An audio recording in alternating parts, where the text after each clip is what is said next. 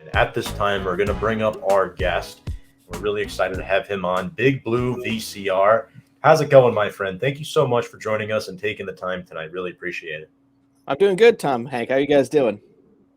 Pretty good, pretty good. I'm so glad you were able to take the time to join us, and I've been a big fan of a lot of the clips you made. I love watching Giants historical stuff, so that your channel's definitely been, or your Twitter page has definitely been one of my favorite follows. I do want to point that out. Thanks, I appreciate it. Like I'm having a lot of fun doing it. It's the type of thing that was a passion project that, when we all, went home for the pandemic, I was sitting around looking for something to do, and I just started posting these things, and all of a sudden, it kind of in the past year, it took off. Yeah. That's kudos to you. Now, can you tell people about your Big Blue VCR Twitter page if they don't know, if they're Giants fans watching right now, where can they find that content? Sure. I mean, it's right at Big Blue VCR. What it really is, right there below. What it really is, it's a compilation of old videos that I have, and kind of the background of it is that I'm a Giant fan who kind of cut his teeth in the '80s. When Parcells came in, and I started taping games, on VCRs, VHS, in order to watch them later on after, usually for like Monday night games, because back then I was a kid in school, so the Monday night games would start at 9 p.m. I wouldn't be able to stay up to watch the whole game, so I would tape them and watch them the next day. And then that led to me taping, pretty much all the games. I would tape over the losses. I wouldn't keep the losses, but I would tape over all the games. And eventually, when I went off to college, I'm originally from New Jersey, and I went up to Boston College. And back then, there really wasn't an easy way to kind of watch the games. The Patriots weren't really very good. I was up there in '92, before even Parcells got there. So the Patriots were never on TV back then, actually. So sometimes I was lucky enough to catch a Giant game as the NFC, kind of broadcast, but I wouldn't really get a chance to really watch them. So my parents would tape the games and send them up to me in Boston, and I would watch them like later on in the week or so to see what I missed. After a number of years, just sort of taping the games and kind of keeping them, they sat in a closet someplace for several years. And if you remember, in 2011, you had the sort of like the lockout. We got the baseball lockout going right now, but there was a lockout in football. So there wasn't a whole lot of news. I mean, if you remember, like, I think, Eli Manning was having like practices on like, high school football fields and stuff just to kind of keep in shape. I started taking these old videos and converted them, from VHS onto digital format. I bypassed DVDs and went straight to, like MP4s and stuff like that, and just kind of had them sitting there, and I could then just sort of watch them whenever I wanted to. I actually created a blog, an old blog spot, blogger page where I would go through and I do like really in-depth reviews of these old games, doing cut-ups and stuff like that. I did that for a while just to sort of like more amuse myself. And that's where I came up with the Big Blue VCR name. I've kind of joked about it before. It wasn't really a whole lot of thought that went into it. It's Big Blue Giants. I got a bunch of VCR tapes. There you go, Big Blue VCR, done. Um, and so I had all these Giant games converted into digital formats. And when the pandemic hit, I was bored, like a lot of people, sitting at home looking what to do. So I just started taking those tapes and breaking them into these. You only have about 2 minutes and 19 seconds for Twitter videos. I started just doing little snippets of there and just posting different highlights. I started tagging different players, who were involved in it, and then it kind of just grew and grew from there. Like, a lot of people noticed it. A lot of people in the media picked up on it. I know Michael Kay has talked about it. A lot of the Giant players, which I think is really cool. Like, if I start tagging something they've done, they'll respond to things that they were doing in the tapes I've shown. I've gotten a lot of feedback from Carl Banks and Leonard Marshall and Raul Alegre, Tiki Barber. All these former Giants will just start, basically engaging what I'm doing on there. I know I just posted a thing just yesterday where I was going through and doing some old, Giants Chargers games, because I'll try to like go through games in the past that are coming up for like on the schedule right now. Yeah. And I did a thing with Felipe Sparks, and Felipe Sparks' daughter is Jordan Sparks. Yeah. And she went and like, posted a thing about that, like, kind of like, that's my dad. So it's really just sort of picked up steam that, people really enjoy it. It's got a lot of, it's, like Twitter can be hit or miss sometimes as far as like the comments back and forth, but overwhelmingly it's really kind of positive. It's something that it's a good resource for Giant fans to go back and see stuff. I've actually had feedback from fans of other teams who have looked at it and they think that it's really cool and they wish that their teams had someone who's doing a variation of what I do. And it's like I said, it's a lot of fun. It's engaging. It's fun to kind of like have these back and forth with Giant fans. It's, definitely takes care of that nostalgia itch where people remember going to these games, usually seeing it with a lot of times I hear things where people say, I remember going to this game with my dad or my grandfather, and it kind of brings up like, good, happy memories from their past. It's something that I'm able to enjoy. It's something that I love the interaction with the fans. I really wish that I didn't have to keep going back 10 years ago to find things that are good, because I don't have a lot to look at right now with the Giants. Right. Yeah. But it's always good to kind of go back to the old ways. And I purposefully show as much as I can the clips of the original broadcasts, because that gives you the feel of actually what happened in the games. I mean, it's very easy just to get like the highlights of here's the touchdown pass or here's the sack. I like to show the stuff either leading up to it or just after it to kind of give you a better sense and context of what happened on those plays. And, like I said, it seems to be going over really well. People really enjoy it. Great for you, man. That's awesome. And I know Hank is going to get into some of the X's and O's here, but obviously I know with the Chargers, I mean, the Giants haven't won against the Chargers since 1998, so it might be a little it might be a little tough to find some good clips from games against the Chargers. I know 2005, I think it was Eli's first start against the Chargers. Yep. We were trailing, what was it, 20-3, 21-3, something like that. So they made a game of it in the second half, but if I remember correctly, it was 48-29 was what the Chargers won. But Eli ended up like gaining like a lot of respect for like the Chargers fans. I know it was a loss, but like that was one of the first moments during that season where you kind of knew Eli had something special, even though that ended up being a loss. Oh yeah, like they were out there for blood in that game. Like, they had like, signs taunting him. I think they had like, like pictures of him in the end zone and stuff, and they were trying to rattle Eli. And the one thing that we found throughout, his career, like, I'd say other than his rookie season game against the Ravens, Eli never really got rattled. And even in that situation, like he sat in there and he fought back. And I agree with you. Like, Hank, he did. The fans in San Diego came out with a lot of respect because they were there to try to, kill him, like, boom, humiliate him. Yeah. And he stood in and the Giants were a little overmatched that day. But he didn't wilt under it. He sat there and kept fighting. Yeah, no. And that's really been a microcosm to Eli for a lot of his career. I think the best example of that for me, sorry if I'm going on a little bit of a tangent here, I'll never forget the 2011 NFC Championship game. I have never seen a quarterback get hit so many times and then get right back up again like it was nothing.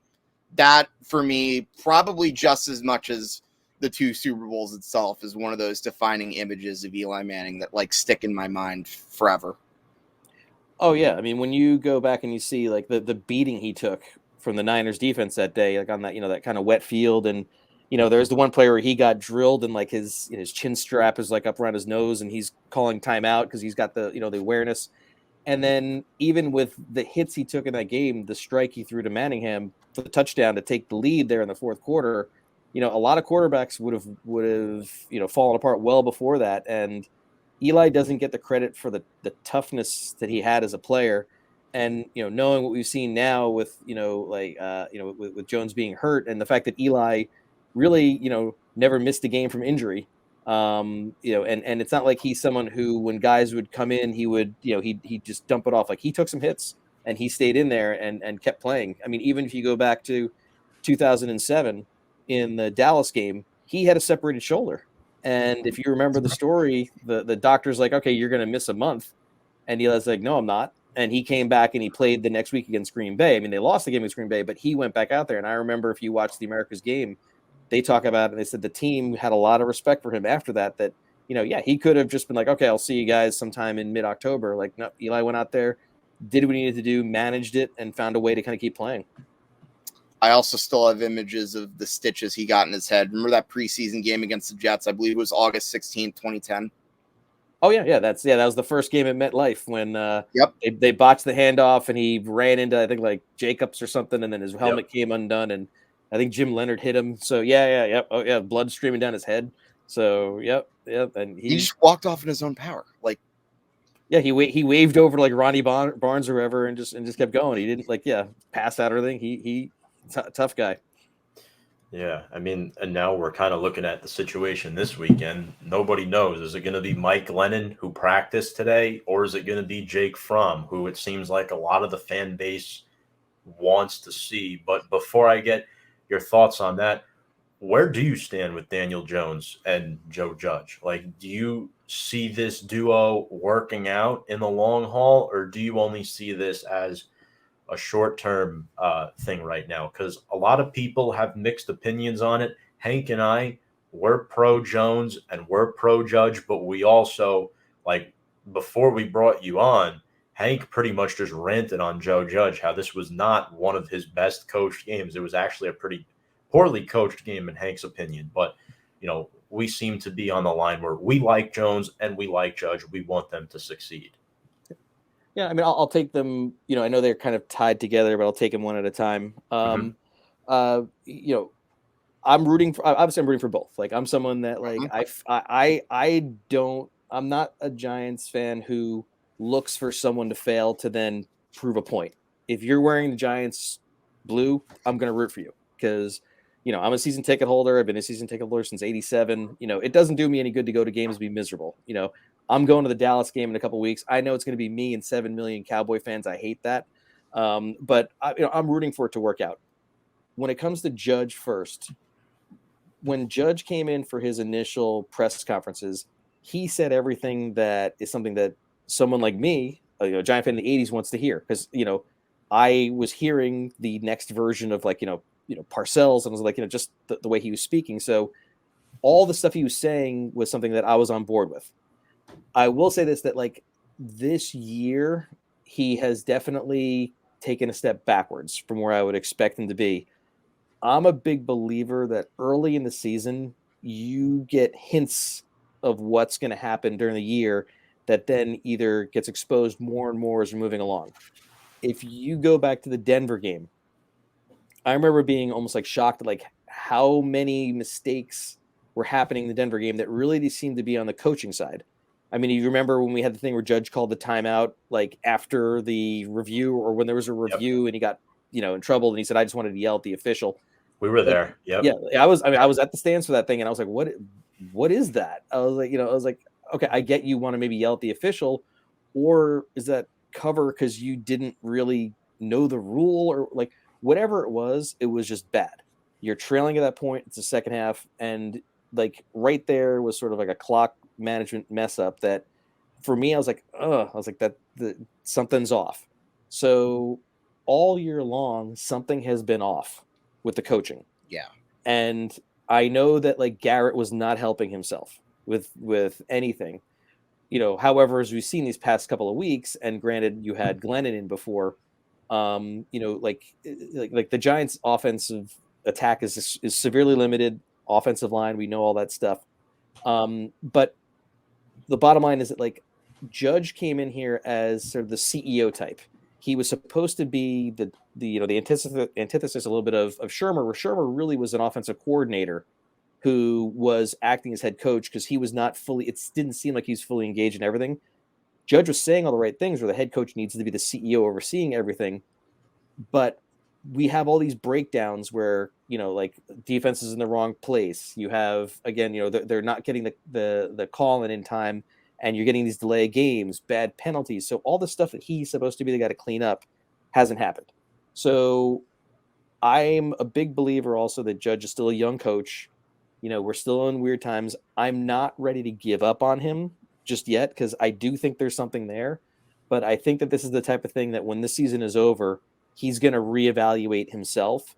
And similar to almost in the way maybe Parcells did after '83, he may be like, I got to change X, Y, Z, whatever it is. I think he's got to change it. So I'm still on board with bringing Judge back for another year. However, I will say before I get to Daniel Jones, we all know Gettleman is gone at the end of the season. For me, the whole Gettleman discussion is almost not even worth having because He'll retire. He's going to retire. He's not coming back. Yeah, he's not getting fired. He'll just retire. That's the Giants way, right? Yeah, it's the Giants way. He'll just retire. And if you even watch the whole offseason, in the offseason, the people coming out to talk wasn't even really Gettleman. It was Kevin Abrams. It was Chris Pettit when you're talking about during the draft. So the Giants had already started to put that transition out there. The real question is, are the Giants going to bring back Abrams and Pettit, or are they going to go outside the organization to bring somebody else in? And does that person want their own coach, or are they going to bring in a GM who has a relationship with Judge to make it work? For me, that's the real question. We'll see where that goes. As for Daniel Jones, I'm a believer that Daniel Jones is a guy who has the talent to win, but he is not necessarily the guy who's going to, by himself, raise the game and win these games.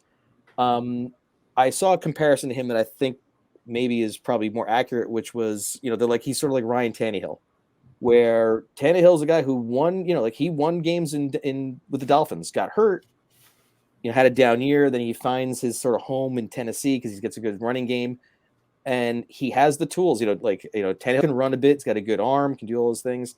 But can Ryan Tannehill beat you by himself? Probably not. But in the right circumstance, he can actually find ways to win. I think Jones is somewhere kind of in that world that you can win with him. But what I find worrisome is, and I forget which podcast I was listening to about this. It may have been, I don't remember which one it was, but when you think back to how many games has Daniel Jones won by himself late, it was the Tampa game, his first game that he started. After that, when has he kind of and he's had opportunities to get that game-winning touchdown at the end. And it hasn't happened that many times. And that's what you expect to see a quarterback find a way to make it happen. So if I'm the Giants, I don't know what's going on with his neck. I mean, well, I'm sure the Giants know what's going on with his neck. I don't know what's going on with his neck. But I think that the neck injury is going to be, if nothing else, an excuse to not pick up his fifth-year option. However, if you look at next year, I think if you're the Giants, I'm not trading for Russell Wilson. I'm not doing any of that stuff. You need he's 33, and makes no sense. Yeah, it makes no sense. He's making a lot of money. You're going to give up these picks. If you're talking about next year, where you're like, what, get me a, and you can't see me do air quotes, like a caretaker quarterback for next year, and then we'll see where stuff goes. Just put, like I said, unless his neck is in some worrisome position that we're talking career altering, I put Daniel Jones back out there next year, and I say, okay, this is it. If you can't make, it's been 3 years now, we still don't really know, or are you this, kind of like quarterback that maybe you win, maybe you don't, but with people right around you, you can actually, you can go somewhere. Give him the chance next year, and if it doesn't work out next year, then you move on and you try something else. So I think he gets one more year, only because I don't see a lot of good quarterback prospects coming out in this draft. I don't see something realistic like Russell Wilson. So who else are you going to bring? You're going to get Ryan Fitzpatrick type, coming in here. What are you really doing? So for me, it just makes sense. You bring him back next year, and you hope that whomever comes in here from the GM, selection, that they get that offensive line finally fixed and see what this guy can do. Right. And as we were alluding to earlier, as much as people who are complaining about Daniel Jones want to fix, the problem with that thinking is you still have to fix two completely different sides of the ball before you even think about the quarterback anyway. So the idea of getting Russell Wilson as a quick fix, it's complete nonsense in my opinion. Yeah, I mean, Russell Wilson, maybe you'll have that little brief flurry for a little bit, but what, like I said, he's 33. I know that in the NFL, these guys can last longer, but he's already behind a terrible offensive line in Seattle. Why is he coming to New York? Similar situation. You got a similar situation going on. Yeah, if you're talking about marketability and with his wife and all that stuff, okay, then that's a whole other discussion. But how long is Russell Wilson going to play at a top level? Really? Right. 2 years, 3 years? Yeah. So, fair point. So what am I? What ideally you're going to find a quarterback for the next 10 years. We're going to know, again, figure out what's going on with Daniel Jones' neck. You're going to figure out where the Giants are going to go, but I'm not ready to just throw it away because I don't see a better alternative in 2022 right now other than Jones if you're just going to have a caretaker for a year. Right. No, that's a good point. I definitely agree. Speaking of the quarterback position, this Sunday against the Chargers, that's a huge question mark. Will Mike Glennon clear concussion protocol? A lot of content creators that I've seen do not want Mike Glennon to start this football game. And we do have a comment from a Georgia Bulldogs fan that wants Jake Fromm to start from the Giants. I don't know if you had an opinion on this, if you want to see something out of Fromm, or do you think Mike Glennon gives the Giants a better shot to win this football game? I mean, what do you think? The Chargers are a tough team. I mean, the Chargers are a tough team. So for me, that loss the Giants had in Miami really kind of killed whatever thoughts I had of they're going to sneak 8 or 9 wins out and back in as the 7th seed. I had my head there for a little bit after the Philadelphia game.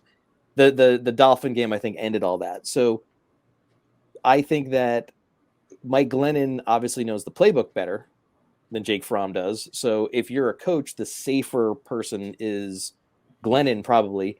What I am curious of to find out is when did he actually suffer that concussion in the game? Because early in the game, Glennon didn't look that bad, actually. He was slinging the ball around, he's doing that, but then things went sideways. And I heard, Hank, you talking about the timeout that they took, in the third quarter, which was just insane when you're third and 22 instead of 3rd and 28. Why are you burning a timeout? But we know who Mike Glennon is. We know what he is. So because in my mind, what I really want to get out of the season is figuring out is Daniel Jones the guy? And right now we're not going to get that answer because of his neck, and who knows if he's going to play again this year. I do see something to saying, look, let's put Fromm out there and see what happens. I am a little skeptical because teams don't just let good quarterbacks go off of a practice squad. So, I watched Fromm at Georgia. He was all world as a freshman and everyone was talking him up. But, he doesn't have the strongest arm from what we know of. He's sort of like a game manager type. In the NFL, you can win with a quarterback like that. I wouldn't mind seeing Fromm out there just from the standpoint of saying, let's see what he's got.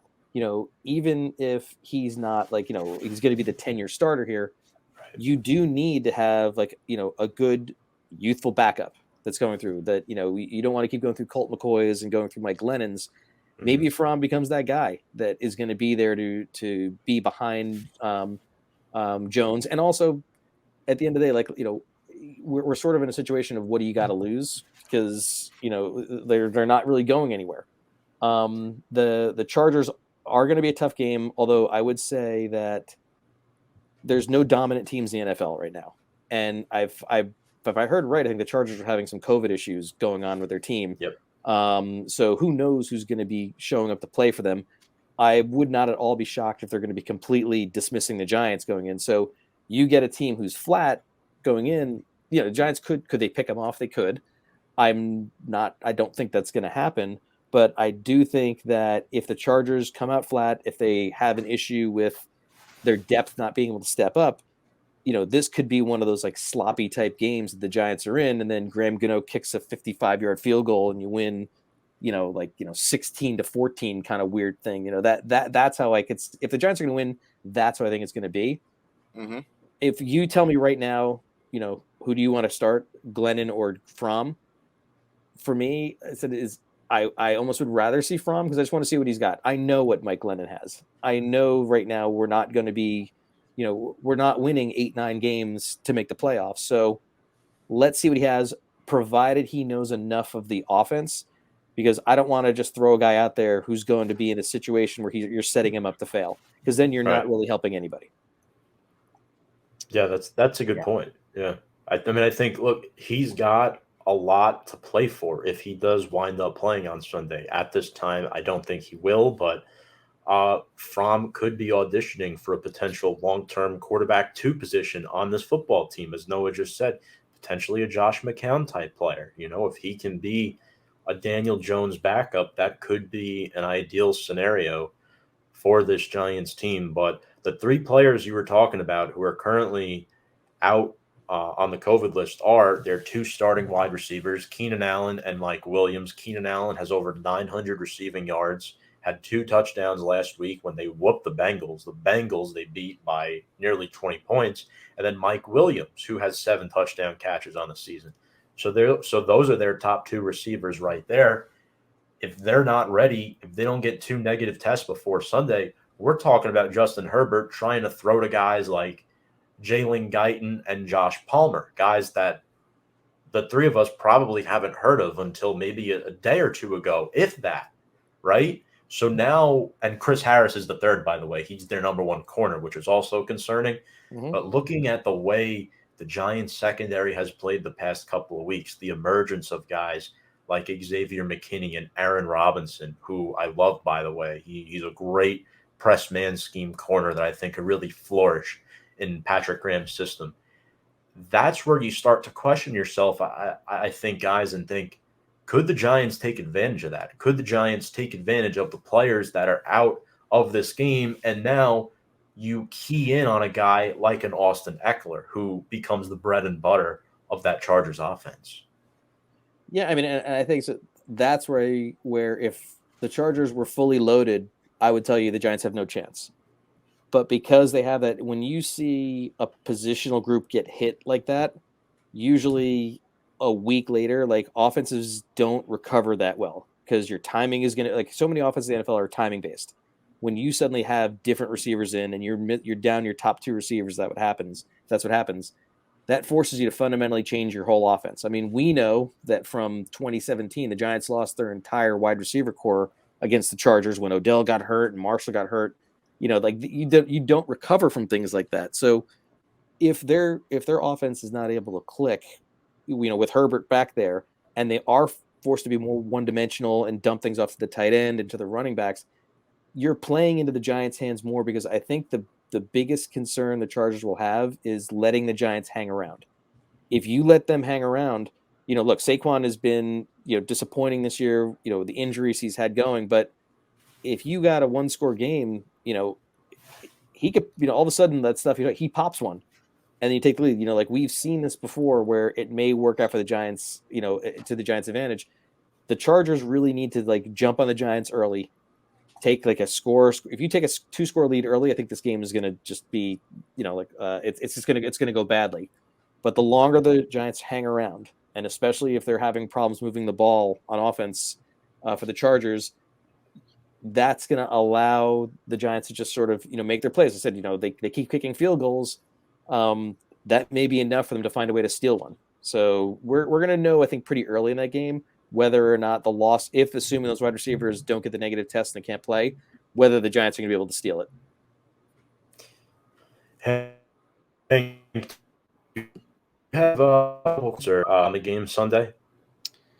I think it'll probably be a closer game than like anticipated, but regardless of who the quarterback is, I think Fromm would probably be the better option. But if he is the better option, I'd say marginally, because at the end of the day, like if you want to check out the video I did regarding Jake Fromm and the possibility of him starting, definitely check that out, do so. But as I already addressed in that video, while he was good in college, and I even talked to Noah about this on the side a couple days ago, there's also a reason why this guy fell like so far in the draft. Like the guy does not have the arm strength, and I've seen a couple clips of him in Alabama, and it seemed I don't know if this is a guy that like is going to be lasting like too long in the NFL. I think maybe he could maybe have a few wins as a result, maybe like give him a start, see what he's got, but I'm not the biggest fan like of the quarterback situation. I think maybe Fromm's a better option, but only marginally. But I think the Giants are probably catching a little bit of a break because the Chargers have lost a lot of guys due to like COVID and injuries. But at the end of the day, I'm really not expecting much. It's just another same old week of Giants football, if you know what I mean.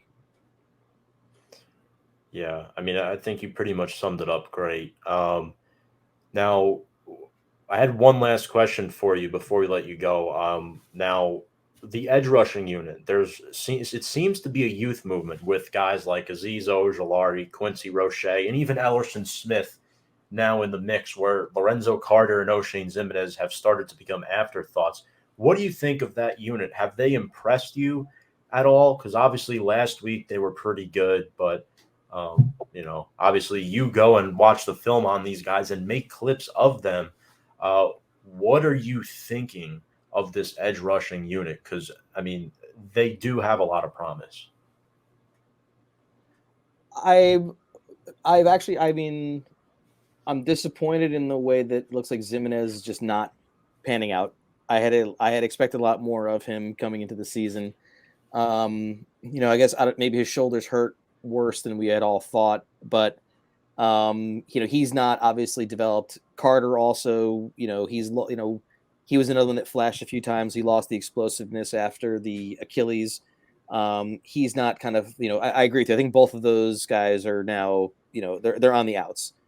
Aziz, I really liked him at Georgia. I liked when when I saw him as a pass rusher. I'm still not 100% sure what's going on with his knee that made him drop to the second round instead of being a first round talent. But that said, he's showing a lot of, pass rush tools that you can work with. He's a keeper. Like for me, when I'm looking at this defense, I'm looking for keepers. I'm looking for guys who can stay around here for a while. He's one of them. Roche, I think the Giants have sort of like lucked into in finding him. I think it was the Steelers who let him go, or they tried to sneak him on waivers and the Giants grabbed him. He's another guy that he's flashed. He obviously won the game basically against the Raiders, so he's another piece he could build with. Smith, we saw him flash a couple of times last week against the Dolphins, where he got like a decent rush coming through. He's a guy that I want to see him play the rest of the way through because he really is a developmental prospect. Get him as much experience as you can right now to see what you can get out of him next year. So again, like I'm looking at the Giant defense of where are the keepers. I agreed with you before about Robinson. Like he was someone who, he had the core injury, whatever it was, and missed training camp, the preseason. So get him out there, see him do more things. McKinney, obviously, we all like. So he's one guy who's coming forward. Julian Love is one of those guys who he reminds me actually of an old Giant, almost like Parcells type of a player who you could play him anywhere and he's going to do a solid job for you. So he's someone that I'm keeping around. I'm watching guys like Tay Crowder to see what you can get out of him. Tay Crowder, again, he was Mr. Irrelevant, so you're dealing with someone who is not a top prospect. But he's flashing enough in there. I think he is getting better. He still makes some mistakes. We don't know what Martinez is going to become when he comes back from his ACL. So when I'm looking at this defense, I'm looking at the edge rushers. I'm looking to see guys who, if we're not going to get anything out of this year, and I made a comment on one of my tweets earlier in the week. I don't remember what it was about, but essentially I was saying that even in the end of the Dan Reeves era in '96. The Giants were going nowhere. If you in 1995 it became very clear Dan Reeves was not coming back. He and George Young basically they went in when he was hired. He was told how the Giants organization works, and he agreed to it. And that agreement lasted basically 1 year. And even though they turned into the New Jersey Broncos and all other stuff, he and George Young started fighting right after that. In '95, I was there that opening game against Dallas, and they lost 35-0. The season went down the tubes. Everybody knew he was getting fired after '96. Everyone knew the marriage was not lasting, but the Giants brought him back in '96, for a variety of reasons. They didn't want to pay, a coach to not coach, basically. So you had a lame duck coach, but what they got out of that year was the development of Michael Strahan. They got the development of Jesse Armstead. They got the development of Keith Hamilton. They got the development of Seahorn. So you started taking those pieces in a losing season that within a year after that, the Giants win the NFC East in '97. That defense becomes the core of the Super Bowl team in 2000. So in a lost year, I'm looking for, I'm not expecting Hall of Famers like Michael Strahan coming out of this thing, but I'm looking for contributors that are going to be part of this future to build. And when I see Aziz, Smith, McKinney, Love, I'm starting to collect names in there with, I'm expecting Williams to be a guy who's going to be there for a while. Dexter Lawrence honestly has been a little bit of a disappointment to me. Like, I was expecting, and maybe it's too high expectations, like a poor man's, Cox on the Eagles. That's what I was hoping for. He's sort of just like a guy, he's solid, but he's not really playing like a first round pick. But he's a guy that, maybe he's someone you can move forward as just like as a role player. But can I get a list of these guys out of this year who I can say in 2022, these are our next group of stars. They're going to come forward and start to rebuild this defense. And for me, a guy like Aziz really, he sticks out there as someone who could be, he may end up with, if he can get 10 sacks this year, I'd be thrilled. And he becomes a guy that I can look forward to, anchoring this Giant defense go forward. Absolutely. You couldn't have put that into any better words. Big Blue VCR, we really appreciate your time here tonight. Is there anything you wanted to add before we let you go here? I mean, for me, like I said, is I wish, obviously, I wish the Giants did not start off so bad again, where they just killed all of our vibe right out the bat. I almost feel like, and maybe I'll mention it later on, like I feel like we're going into 2022. If it's going to be Joe Judge, who I think it'll be Joe Judge, the coach, I almost feel like he really needs to go back and look at the tapes of Parcells in 1984, where Parcells started off 2-0, where he beat the Eagles in Dallas right off the bat. I almost feel like next year going in, the Giants have to treat the opening game like a playoff game. You cannot, for the fan base, for the whole field, we talk about culture, you cannot start 0-1, 0-2 again next year. So take whatever you need for the rest of this year, build, find your pieces to get into 2022. Hopefully Jones' neck is well enough that he can come back out there at the end of the season and at least answer those questions for you of, is he healthy enough to play next year? Because I would hate to go into 2022 being like, what's going on with his neck? Can he play? Is he going to be here? He's not going to be here, because I think that's going to be a nightmare. So if I can only get anything out of the rest of this year, it's find your pieces for 2022. And then when you start that year next year, you treat game one like a playoff game. Like almost like you have to, I don't care what you do, you got to win game one and turn this thing around, because we cannot have another season where we're 0-3, 0-4 and the season is over by Columbus Day. So that's my hope, is just use the rest of this year to build towards next year that we don't have to go through this again. Absolutely. We thank you so much for your time tonight. Definitely really appreciate all the insight that you bring. And Hank and I are big fans of your Twitter page at Big Blue VCR, folks. So make sure to go check him out below. He puts out a lot of great, awesome content. If you like old Giants clips, that's your guy right there. Thank you so much. Appreciate the time. Great. Thanks, guys. See you soon. Take care. Bye. All right. That was Big Blue VCR. Hank, we finally got him on. He was very insightful, as I had thought, and great interview. I was completely mesmerized. Like, this is a guy who I've followed.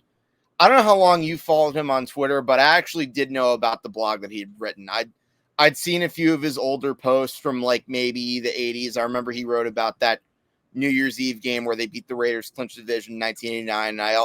But my favorite article actually that he wrote one where he essentially at the beginning compared Ben McAdoo to Ray Handley. I think it was after the Week 17 game where they beat the Houston Oilers to end the season, and he made a lot of good points as to why Ray Handley really wasn't as bad of a coach in Giants history as many people make him out to be. And having lived through the Ben McAdoo era and done my research about Ray Handley, as I have a lot of Giants history, I think Ben McAdoo is the worst coach. But in any event, I'm going off on a little tangent about stuff that I've seen from him in the past. I think that there's a reason this guy is on one of my top 5 lists of favorite Twitter accounts to follow whenever I scroll through that page or whenever I tweet out my own stuff, whether it be to promote the show, to talk about the Giants and the Rangers. He's great. And I was so glad that we got the chance to really talk football with him and for him to share his memories about Giants football. This was a lot of fun. Absolutely. And briefly, folks, we're just going to give you our thoughts on this upcoming game this weekend, and obviously some news in Giants world. The This is the first Giants-Chargers matchup in the post-Manning-Rivers era.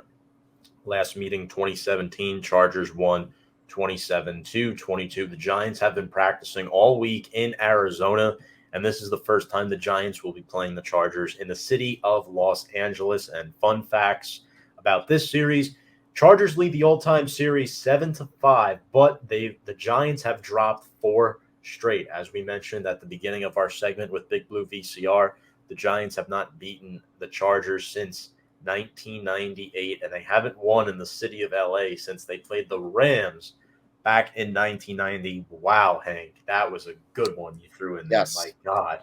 31-7, that was the revenge game after losing that heartbreaking playoff where they destroyed them at Anaheim. Couple other transactions for the team. Linebacker Trent Harris and tight end Caden Smith were placed on short-term IR. They will miss this week's game following the next two. Really big blow, especially Caden Smith, because we emphasized this last week how important he is to our running game, our run blocking scheme. He's basically another offensive lineman. In fact, he might be our second best offensive lineman behind Andrew Thomas, and he's a backup tight end. That's a real shame. Wes Martin, backup guard, and quarterbacks coach Jerry Shaplinski test positive for COVID-19. I mean, we were already without one, potentially two quarterbacks, and now the quarterbacks coach is gone. Wahoo! Big recipe for success on Sunday, and the Giants make a veteran practice squad signing and defensive back Natrell Jamerson. And fun fact, Giants going up against a couple of former old faces this week in Kyler Fackrell and Linval Joseph. Oh, wow. I remember those Boy, guys. do I miss both of those names, especially big Linval Joseph. Andrew Thomas. I love this comment that Noah just left. Mini Walter Jones. Okay, it's a little too early for me to go there, but Walter Jones was on the Seahawks in the 2000s, blocked for Sean Alexander. Really good left tackle. I don't know about that, but he's the only member of our offensive line that I even think has potential to being here a while. So I guess I'll give you that in that sense. But for those of you who don't really know, I don't really like to compare players to Hall of Famers. Yeah, the only other lineman that has a shot to be here long term is Nick Gates, and that's if he comes back from his injury. If he ever comes back from his injury, right? That's a very big if. I don't know about that. Yeah, but good guess. Thanks a lot, Steve. Appreciate that. Yeah, and now we move into our keys to the game, and my biggest key to the game is pressuring Justin Herbert, because if you don't pressure Justin Herbert, you're going to lose, and that's why we ended our segment with Big Blue VCR on the Giants' edge rushing unit. We wanted his takes. Now you're going to get ours. Well, the Chargers have the 9th-ranked offense and the 6th-ranked passing attack. The Giants had just 2 sacks last week on a average to below average Miami offensive line. Carter and Zimenez, we mentioned, non-existent this year. The Chargers have 3 really, really good offensive linemen, one that we passed on in the draft in Rashawn Slater. We traded down. We did not take Rashawn Slater, and he's turned out to be a pretty damn good offensive lineman. Plus, the Chargers have a top 5 center in football in Corey Linsley and a great left guard they signed in free agency in Matt Filer. So right then and there, I'm already giving the Chargers the edge in the trenches, and I think they're going to be able to protect Herbert and these rookies, these 3 rookie edge rushers that the Giants have, are really going to need to make some plays fast in this game, because if they don't, they're in trouble, Hank. Yeah, I would agree. I mean, normally when it comes to these games, you know how I usually say that the main key to the game is getting off the field in 4th or 3rd down, which, I still stand by that. But I think ultimately when it comes down to it, this game's going to come down to really who does better in the trenches. And quite frankly, I hate to say it, the Giants are at a major disadvantage here. And it's why I'm really not it's one of a number of reasons as to why I'm really not confident in this game going forward. But in any event, and we mentioned Will Hernandez. The guy can't not only does he struggle with preventing stunts, he isn't really, if he doesn't know when stunts are coming, that's a huge recipe for disaster, in my opinion. Yeah. It's tough because you want to keep Justin Herbert off the football field. And if you can't establish a running game well, then Justin Herbert won't be staying off the football field. It's as simple as that. I think the Giants need to score a touchdown early, get Galladay involved, but don't force him the football. Look, the Chargers don't have the best defense. Their defense is ranked 27th in scoring. They give up as many points as they score. They give up 26 points a game. Their defense is vulnerable. Their defensive line is a little banged up. So it's going to be interesting to see what the Giants can do. And Aziz will be doing everything he can, but that Chargers O-line is vastly improved. Got to give Chargers the big edge in the trenches. Absolutely. He couldn't have said that any better. Yeah, absolutely. And Hank? Got to get off the field on third down. Why? I think it pretty much explains itself. You've got Justin Herbert on the other side of the ball. The guy has a cannon for an arm. You get him a first down on third down, I'm sorry. I'm going to straight up be blunt. Game over. Mm-hmm. Yeah, oh, yeah. No, for sure. And now we're going to dive into our players to watch. And for me, this week for the Chargers, I'm going to go with Austin Eckler, only because he has 15 total touchdowns on the season. And I'm not so sure if Keenan Allen and Mike Williams are going to play. Austin Eckler has almost as many receiving yards as he does rushing yards, has 56 receptions for over 500 receiving yards and 7 touchdown receptions to go along with over 660 rushing yards and 8 rushing touchdowns. So he's my player to watch for the Chargers. And then for the Giants, for me, it is going to be Leonard Williams. Will he be able to step up and get pressure on Justin Herbert? The question is, can the edge rushers get there? How about, can your prized defensive lineman get there that you spent all this money on? 3-year, $63 million deal, a contract that the Giants backloaded. We look at the contracts heading into 2022. 6 players account for $120 million of the Giants' salary. Leonard Williams is one of those players. He has 5.5 sacks this year, 10 QB hits. He hasn't had a sack in a while. It is time for Leonard Williams to get it going, Hank. Yeah, no, definitely. I mean, this is a guy you invested a lot in the offseason. This was somebody who he proved a lot of people wrong last year. And, a lot of us were clamoring for the Giants to re-sign him. But now with his lack of production, I think if you look at people who are under pressure, I think it's him. I think if you gave me a list of the top guys under pressure this week and possibly even beyond, it's got to be Leonard Williams. Not having a sack in a long time, I think that's a major red flag. However, I'm going to go a different direction for player of the week. For me, I'm going to say it's Azeez Ojulari. He's been our main guy with regards to edge rushing, and simply put, he's been really one of the few bright spots on this team as a whole. Leads the team with 6.5 sacks, and I think he's definitely one guy that Justin Herbert will probably have to keep his eyes on and be very, very wary of. Now, as far as who to watch on the Chargers, I'm going to go on the other side of the edge and say Joey Bosa. Why? Because, again, we mentioned it before.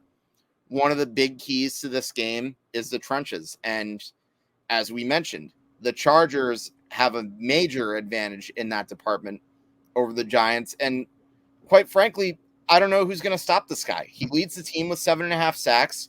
He has an 83 pro PFF grade, and he's 9th ranked in the edge.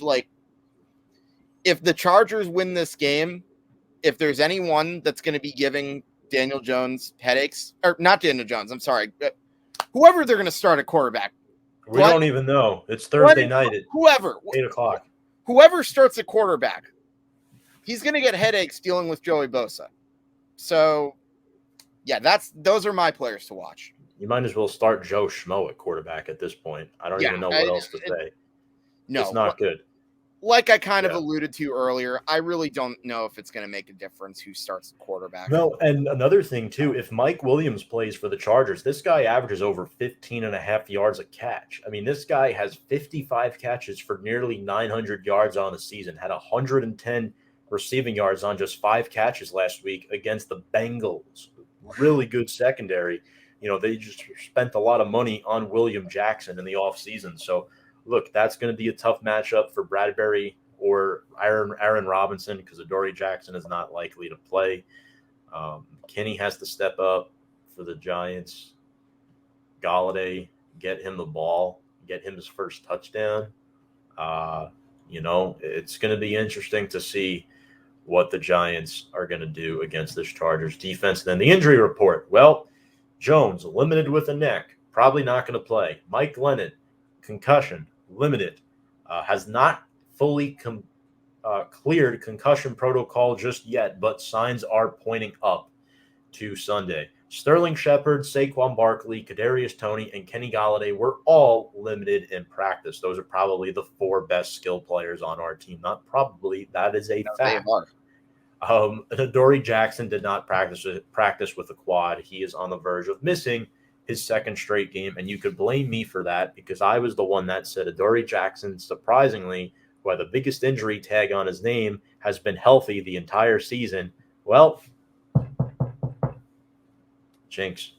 Tom, when have you learned not to say things too soon with the Giants, man? I'm sorry. I don't learn. I just yap away and I look like a fool at the end of it. But our injury report continues now with the Los Angeles Chargers. Austin Eckler was limited with an ankle. Gosh, I sound like Vic DiVitetto going over this. Matt Filer practiced in full with an ankle injury. Linval Joseph was limited. Asante Samuel Jr. is also in concussion protocol, so that's interesting because the Chargers are already without Chris Harris. Could they be without Asante Samuel as well? Another guy who didn't practice for them is Kyler Fackrell, former New York Giant, who was the second team leader in sacks last year with 4. So Kyler Fackrell did not practice with a knee injury, in addition to 2 other defenders in Alohi Gilman, former Notre Dame guy, and defensive lineman Justin Jones, not to mention the 3 players in COVID-19 protocol. So, Hank, we went through the injuries. It's time to make our game predictions, and I think I know where we're both headed with this one, but I'll start with you here. Maybe you'll surprise us. Let's see. I don't want to get my hopes up, though. No, I'm going to spare you the suspense. I'm going to say 24-10 Chargers. Defense keeps them in the game. They're just going to pull away right at the end. I'm literally, this is like one of the few times this year I've just like all but written off a game as a loss. As crazy as that sounds. Well, my score is going to be a little bit different. You went 24-10. I'm going 27-14 Chargers. I think the Giants will score 2 touchdowns this game. Kenny Galladay will score his first touchdown of the season on Sunday. So I'm definitely looking forward to that. Noah says, good work. Thank you very much. Sorry, Steve. I love Adoree Jackson too, so it's really sad that he's injured. And oh my God, Jeez. You got some nerve. I mean, look, I could be talking about how Georgia is lucky to be in the college football playoff right now. Oh, Tom, watch out. Those are fighting words, man. You know how big he is with the Bulldogs. Oh, yeah, absolutely. They fell flat. I was surprised they lost to Bama. Thanks, Noah. Probably the reason why Notre Dame's not in. But Hank, who is one player you'd like to steal from the Los Angeles Chargers? If you had an opportunity to steal a player, who would it be? Oh, my gosh. I have a few that come to mind, personally. I'm going to say one of them is Corey Linsley, because just for the sheer fact, I can't even – we need help on offensive line in the worst way possible. So I'm going to say him just for that. But the real guy that I was thinking of is Joey Bosa, because we don't have enough guys on that edge. I mean, you look at the way the defense has played throughout most of the second half, it's really kind of amazing that they didn't really give up much to the Dolphins. So I'll get that's really where I'd go with that. I'm really, my answer is Joey Bosa. And look, when we go through these steal segments, it's kind of like a fantasy segment. Like, who would we love to have? And to be honest with you, how could you not take Justin Herbert here, guys? The Giants don't even know who's starting at quarterback on Sunday. So that's who I would steal. I'd steal Justin Herbert. I don't want to see Mike Glennon throwing footballs out there. It's not like Jones. Do you What's want to wrong, know Hank? why I was deliberately trying to avoid saying Justin Herbert? Why? Because we legitimately could have had this guy if he didn't go back to school for Oregon, but that's a what if for another day. So there you go. Yeah. I was trying to avoid that tangent, but Well, you know what? We went there. yeah. I'm not proud that we did, but no assist. That was slanderous on my end. Shots Yeah. fired. Well, look, we open up against Ohio State next year, so Marcus Freeman era is going to be off to a rocking start. But folks, appreciate y'all tuning into Big Blue Avenue tonight. Really appreciate all the love, the comments, the shares. Big Blue VCR was great. We're going to chop up this segment, put it up on our YouTube channel. Remember to subscribe below on all of our social media platforms. Hank did an awesome short video earlier this week on Jake Fromm potentially getting a start. Still cautiously, not cautiously, I'm hopeful that he does, but it does not look likely at this time. Just in the neck of time, Mike Glennon will probably be starting on Sunday for the New York Football Giants. Oh, I see what you did there. On behalf of Hank and Dichter, I'm Tom Scavetta saying so long. Tune in next week for another episode of Big Blue Avenue here on Facebook Live and YouTube. And remember, let's go Big Blue.